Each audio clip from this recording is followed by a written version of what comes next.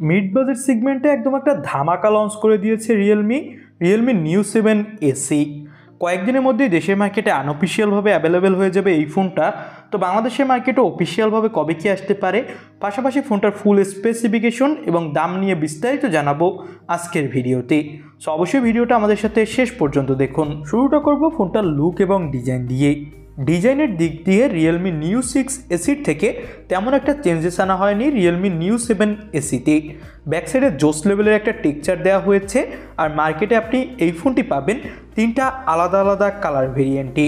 ফোনটাতে dual hyper সিম card slot দেওয়া হয়েছে এবং এই ফোনটাতে দেওয়া হয়েছে ইন ডিসপ্লে ফিঙ্গারপ্রিন্ট সেন্সর এবং সামনে থাকছে মিডল পাঞ্চল কাটিং ডিসপ্লে। সব মিলিয়ে যদি বলি তাহলে ফোনটা দেখতে বেশ সুন্দর এবং ফোনটা অনেকটা বক্সি টাইপের, তবে কর্নারগুলো বেশ কার্ভ। ফোনটা IP69 সাপোর্টেড হওয়ার ফলে ফোনটা যদি আপনি পানিতেও ফেলে দেন তাহলেও কোনো ধরনের সমস্যা হবে না 30 মিনিট পর্যন্ত। তো ডিজাইন এবং বিল্ড কোয়ালিটির দিক থেকে ফোনটা একদম পারফেক্ট। ডিসপ্লে সাইজ হলো 6.78 ইঞ্চি মাপের, যেটা 1.5K OLED প্যানেল এবং এটা হলো একটা 80 LTPO প্যানেল। রিফ্রেশ রেট দেওয়া হয়েছে 120 হার্টজ। তো এখানে আপনি ডিসপ্লেতে কোনো ধরনের স্মুথনেস নিয়ে ঘাটতি পাবেন না। আর পিক ব্রাইটনেস দেওয়া হয়েছে 6000 নিটস। তো বুঝতেই পারছেন ডিসপ্লে ব্রাইটনেস খুবই বেশি এবং এখানে ব্রাইটনেসেরও কোনো ধরনের ঘাটতি দেখতে পাবেন না। সব মিলিয়ে ফোনটা আমার কাছে অনেক বেশি জোস লেগেছে ডিসপ্লে কোয়ালিটির দিক থেকেও। ডিসপ্লের চিন বেজেস একদম কমই দেওয়া হয়েছে। এবার আমরা কথা বলতে যাচ্ছি ফোনটার ক্যামেরা সেকশন নিয়ে। ব্যাক সাইডে ফোনটাতে ব্যবহার করা হয়েছে ডুয়েল ক্যামেরা, যার প্রাইমারি ক্যামেরা 50 মেগাপিক্সেলের।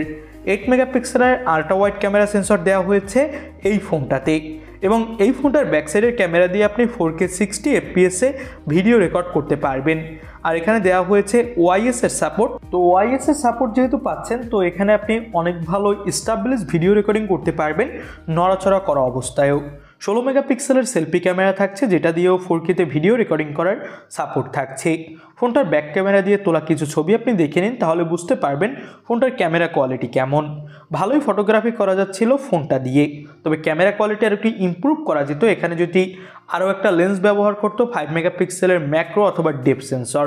এবার পারফরমেন্স সেক্টর নিয়ে কথা বলি। এই ফোনটাতে ব্যবহার করা হয়েছে মিডিয়াটেকের ডায়মেনসিটি 8400 ম্যাক্স চিপসেট। এর অ্যান্টুটু স্কোরও কিন্তু অনেক ভালো পাওয়া গেছে। এর অ্যান্টুটু স্কোর প্রায় 18 লাখের কাছাকাছি এবং ফোনটাতে 7000 mAh এর বড়সড় একটা ব্যাটারি থাকছে। 80 ওয়াটের ফাস্ট চার্জার পেয়ে যাবেন বক্সেই। এখানে আপনি সব ধরনের গেমগুলো একদম খুবই সুপার ডুপার ফাস্ট প্লে করতে পারবেন কোনো ধরনের ল্যাগ ইস্যু ছাড়া। আর এখানে জিটি মোডেও কিন্তু গেম প্লে করা যাবে, যেটা আপনাকে গেমিংয়ে আরও এক্সট্রা হেল্প করবে। তো সব মিলিয়ে ফোনটার স্পেসিফিকেশন আমার কাছে ভালোই লেগেছে। এবার আমরা কথা বলবো ফোনটার প্রাইস নিয়ে। এই ফোনটার 8256GB 1799 ইউয়ানে লঞ্চ করা হয়েছে, যেটা বাংলাদেশি টাকায় কনভার্ট করলে হয় 30,000 টাকা।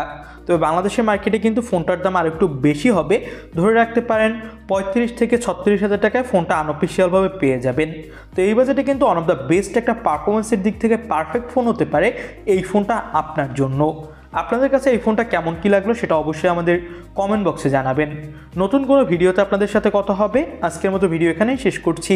আল্লাহ হাফেজ।